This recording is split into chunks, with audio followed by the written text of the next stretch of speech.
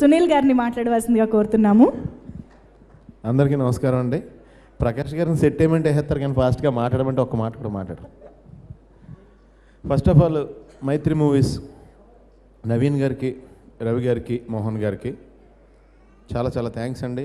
నా లైఫ్లో నేను కూడా ఈ మధ్యకాలంలో సినిమాలో సాయిలాగా నేను కూడా మళ్ళీ కామెడీ క్యారెక్టర్లు చేద్దామని చెప్పేసి ఇలా ప్రయాణం చేస్తున్న సమయంలో నాకు మంచి కామెడీ క్యారెక్టర్ ఇచ్చి ఆదరించారు. చాలా థ్యాంక్స్ అండి.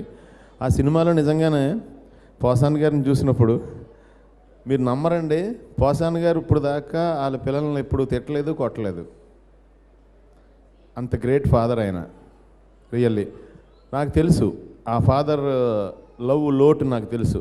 ఎందుకంటే నాకు చిన్నప్పటి నుంచి మా ఫాదర్ 6 years అప్పుడు ఇదయ్యారు. అంత గురించి అని ఆ ధైర్యం అండి ఇంట్లో ఫాదర్ క్యారెక్టర్ ఉంటే కొడుక్కి. పోసాన్ గారు చెప్పినట్టు ఇప్పుడు రివర్స్ ఆయన ఇంట్లో వాళ్ళ డాడీస్ ఈయన సన్నం.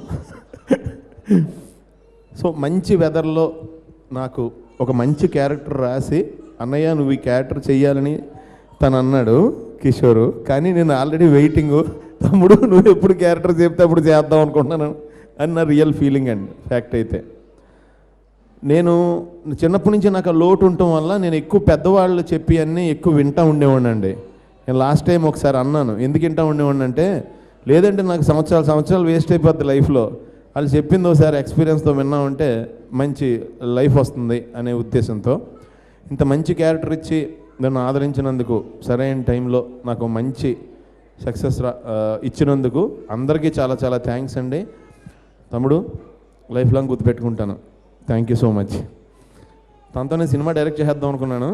నాకు మళ్ళీ తన సినిమాలో ఒక మంచి క్యారెక్టర్ ఇచ్చినప్పుడు నాకు ఎంతో సహకరించి నాకు మంచిది అంటే నవ్వించే అవకాశం వచ్చేలా చేశాడు, ఆ కంఫర్ట్ ఇచ్చి. అండ్ ఇందాక తను ఆది అన్నాడు ఏంటంటే సునీల్ ఇంప్రవైజ్ చేశాడు డైలాగ్ అని.